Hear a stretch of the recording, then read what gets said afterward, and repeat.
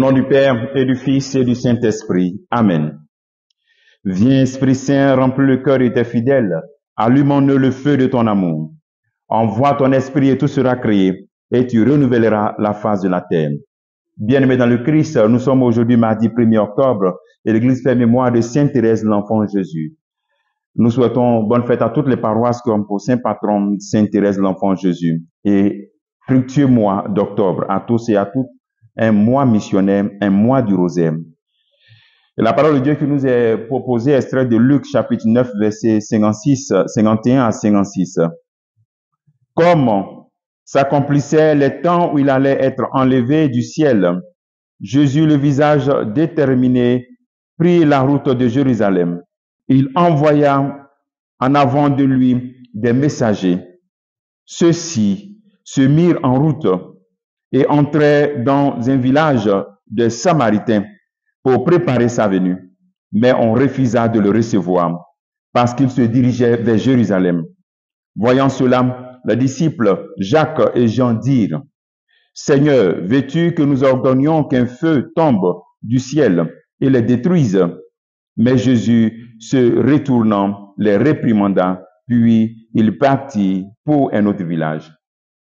Acclamons la parole de Dieu. Louange à toi, Seigneur Jésus. Nous voyons le Christ qui continue son chemin vers Jérusalem, le visage déterminé. De Galilée, il va vers Jérusalem. Il quitte les périphéries pour aller à la capitale, au centre. Cela symbolise aussi d'abord que dans notre vie spirituelle, il faut quitter les habitudes superficielles pour aller toujours en profondeur avec le Christ. Là, le visage déterminé. Son visage déterminé nous fait penser à Isaïe 50, verset 7. J'ai rendu mon visage dur comme la pierre, et je sais que je ne serai pas trompé. Et aussi dans Ézéchiel 21, verset 7. Tourne ton visage vers Jérusalem.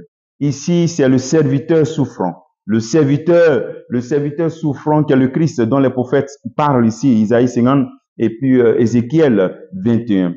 Il sait qu'il aura de l'opposition. Nous savons ce qui va se passer à Jérusalem, mais il a le visage déterminé. C'est un appel aussi, lorsque nous faisons des choix spirituels, à avoir aussi le visage déterminé, à ne pas revenir en arrière, à continuer notre marche, quelles que soient les oppositions. Parce que ici, avec le Christ, il aura des oppositions déclarées contre son projet de salut, des oppositions de Sanhédrin et des Juifs. Le troisième appel que le Seigneur nous fait en ce jour, c'est de servir Dieu et non nos propres projets. Ça devrait être notre mission de disciple. Parce que ici, il va à Jérusalem et il sait ce qui va se passer. Mais il sait qu'il faut qu'il serve Dieu. Il faut que la volonté de Dieu s'accomplisse partout, de Galilée jusqu'à Jérusalem. Même si il aura l'opposition, il va le conduire à mourir, à souffrir beaucoup et après à ressusciter. Voici qu'au cours du voyage, et les disciples vont préparer ce chemin dans un village de Samaritains. Là aussi, ils trouvent encore une opposition. Mais Jésus ne fait pas d'exclusion.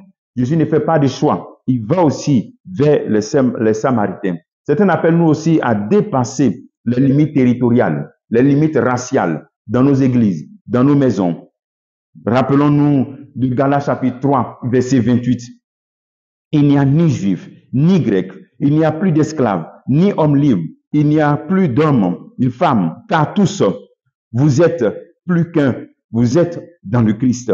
Voilà. Il n'y a plus de grecs, il n'y a plus d'esclaves, ni hommes libres, il n'y a ni femmes. Voilà. Nous sommes tous des enfants de Dieu et c'est le sang qui coule dans nos veines. Et c'est pour ça que nous devons rompre vraiment ces idéologies raciales ou bien territoriales. Bon, on choisit un tel missionnaire. Si une parent dit, il n'est pas de mon ethnie. On choisit tel évêque. On dit, pourquoi c'est toujours telle ethnie qu'on choisit? Non, l'église maintenant, ce n'est pas une question d'ethnie. C'est une question tout simplement de servir Dieu. Nous sommes appelés à tenir compte de cela pour collaborer à la mission. Quand on choisit les responsables de l'église, ou on choisit les supérieurs de nos congrégations, avec le zèle missionnaire, savoir qu'il n'y a plus de territoire, il n'y a plus de différence. Il y a un seul peuple, une seule nation, les chrétiens, les enfants de Dieu. Demandons au Seigneur au cours de cette journée de faire cet effort, de se reconnaître comme des serviteurs du Christ. Pose-toi cette question ce jour. Jésus est serviteur, il sert son Dieu, il sert Dieu le Père. Et toi, qui sers-tu? Où le sers-tu? Que Dieu te bénisse au nom du Père et du Fils et du Saint-Esprit. Amen.